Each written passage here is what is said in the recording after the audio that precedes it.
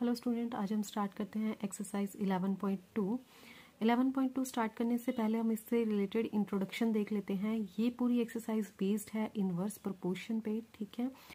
सो सबसे पहले हम इससे रिलेटेड इंट्रोडक्शन देख लेते हैं।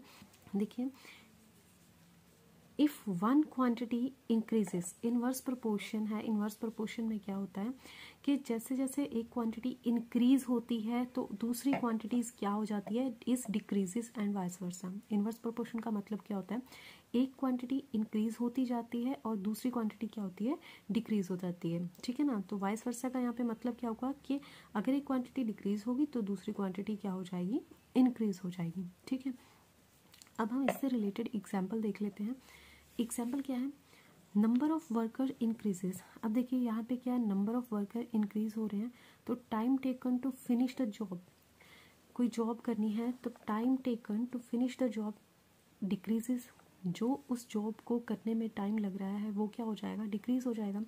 देखिए, जितने ज़्यादा वर्कर काम करेंगे, जितने ज़्यादा पर्सन किसी काम को करने में लगेंगे, उतना ही उसका वो काम जल्दी कंप्लीट हो जाएगा, ठीक है ना।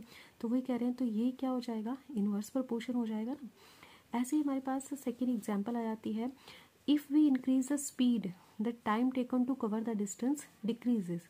क्या बोला गया, अगर हम अपनी स्पीड को इंक्रीज कर देते हैं, कहीं जा रहे हैं, हमने कहीं पहुंचना है, ठीक है, अगर हम अपनी स्पीड को इंक्रीज कर देंगे, हम जल्दी जल्दी चलना शुरू कर देंगे, तो हमारा क्या होगा, जहाँ तक हमने पहुंचना है वहाँ पे हम जल्दी पहुंच जाएंगे।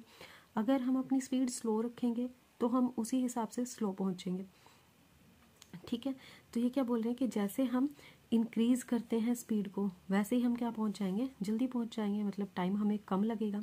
क्लियर है। तो ये क्या हो जाएगा, इनवर्स प्रोपोर्शन हो जाएगा। स्पीड बढ़ रही है, टाइम कम हो रहा है, ठीक है ना। एक चीज़ बढ़ रही है, दूसरी चीज़ क्या है, डिक्रीज हो रही है। क्लियर है। अब देखिए, अगर हमारे पास दो क्वांटिटीज़ आ जाती हैं, मान लीजिए y एंड x हमारे पास दो क्वांटिटीज़ हैं, उनकी आगे वैल्यूज़ दे दी गई हैं, जैसे y की वैल्यू दे दी गई है y1 एंड y2, ठीक है। इन जनरल हम बात कर रहे हैं। ऐसे ही x हमारे पास दूसरी क्वांटिटी है, उसकी हमें वैल्यू दे दी गई है x1 एंड x2, ठीक है। तो हमारा जो रिलेशन बनेगा इसमें, जो इन्वर्स प्रोपोर्शन का जो रिलेशन बन रहा है वो कैसे बनेगा कि जो x1 है, x1 into x2, sorry x1 and y1 which is equals to x2 and y2, and ये सारी चीज़ किसके इक्वल हो जाएगी, कॉमन के कांस्टेंट के, ठीक है। के क्या आ गया यहाँ पे, कांस्टेंट। क्लियर है। और हम इसको कैसे लिख सकते हैं, x1 upon x2 which is equals to y2 upon y1, इसको हम ऐसे भी लिख सकते हैं, ठीक है। ये तो थी इंट्रोडक्शन इनवर्स प्रोपोर्शन से रिलेटेड। अब हम फर्स्ट एक्सरसाइज का फर्स्ट क्वेश्चन करते हैं। फर्स्ट क्वेश्चन क्या है हमारे पास, which of the following are in inverse proportion. हमें बताना है कौन सा इनवर्स प्रोपोर्शन में है।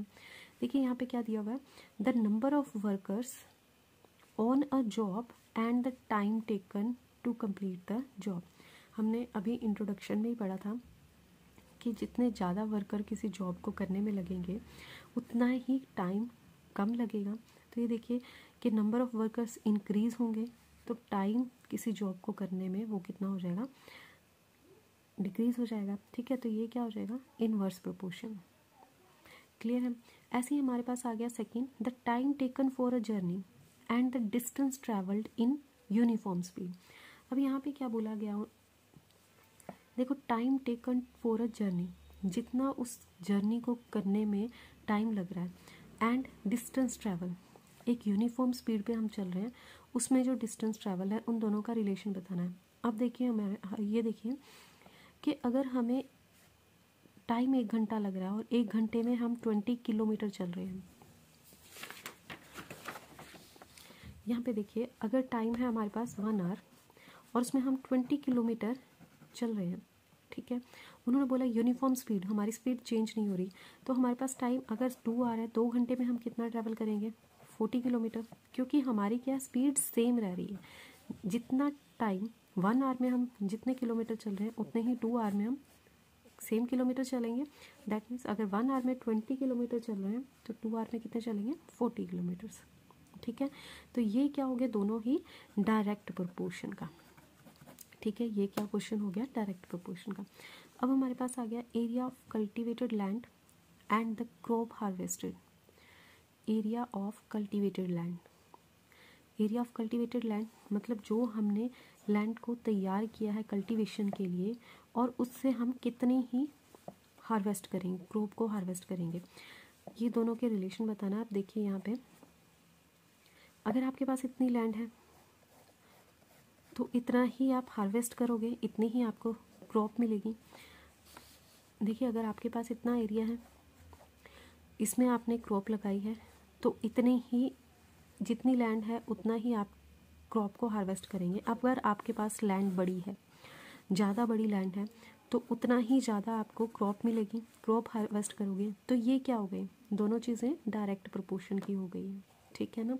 जितनी ज़्यादा लैंड होगी उतनी ही क्रॉप आपको मिलेगी, और जितनी कम लैंड होगी उतनी कम क्रॉप मिलेगी। तो ये क्या है, डायरेक्ट प्रोपोर्शन का। तो ये वाले दो जो हैं सेकेंड एंड थर्ड, ये डायरेक्ट प्रोपोर्शन के क्वेश्चन है। फर्स्ट क्या था, इनवर्स प्रोपोर्शन का था हमारा, ठीक है। अब देखिए फोर्थ पार्ट क्या आ जाता है, the time taken for a fixed journey and the speed of vehicle. अब देखिए उन्होंने किस किस के बीच में बोला, अगर आपकी कोई फिक्स्ड जर्नी है, आपने यहाँ तक पहुँचना है, इस जर्नी को करने में हमने बताना है कि कितना टाइम लग रहा है और कितनी स्पीड ऑफ व्हीकल, क्या स्पीड और व्हीकल और टाइम दोनों के बीच में रिलेशन बताना है कि डायरेक्ट होगा इन्वर्स होगा। अब देखिए अगर आप स्पीड बढ़ाएंगे, जैसे ही आप स्पीड बढ़ाएंगे आपको इस जर्नी को कंप्लीट करने में कम टाइम लगेगा, ठीक है। और जैसे ही आपकी स्पीड कम होगी तो आपको ज़्यादा टाइम लगेगा, ठीक है ना। जितनी ज़्यादा स्पीड होगी उतना कम टाइम लगेगा। अब देखिए आप स्कूल पहुंचते हैं सुबह सुबह, तो जब आप स्कूल जाने के लिए अपनी स्पीड को बढ़ाते हैं तो आप कम टाइम में पहुंच जाते हैं। जैसे ही आप अपनी स्पीड को कम करते हैं तो आपको स्कूल पहुंचने में ज़्यादा टाइम लग जाता है। तो ये किस चीज़ का क्वेश्चन है, इनवर्स प्रोपोर्शन का, ठीक है। फिफ्थ पार्ट आ जाता है, the population of a country and the area of land पर पर्सन। पॉपुलेशन ऑफ कंट्री और एरिया ऑफ लैंड के बीच में हमने रिलेशन बताना। अब देखिए जितनी ज़्यादा पॉपुलेशन होगी उतना ही एरिया पर पर्सन कम मिलेगा। अब यहाँ पे हम एक एग्जांपल ले लेते हैं, बॉक्सेस से रिलेटेड हम समझते हैं। देखिए अगर 4 पर्सन है, 4 पर्सन को ये एरिया मिला हुआ है, इतना एरिया 4 पर्सन को मिला हुआ है, ठीक है। 4 पर्सन के लिए इतना एरिया है।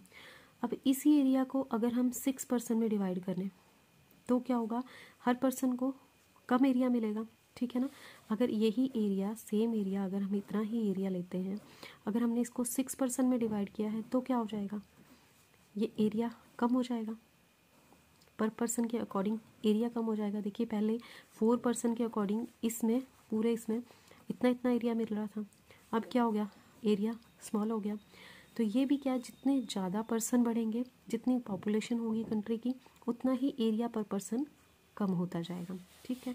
तो ये किस चीज़ का क्वेश्चन आ जाता है, इनवर्स प्रोपोर्शन का। क्लियर है। तो हमारे पास जो question number first, fourth and fifth हैं, जो पार्ट है फर्स्ट क्वेश्चन के, first part, fourth part and fifth part, ये हमारे किसके हैं, इनवर्स प्रोपोर्शन के।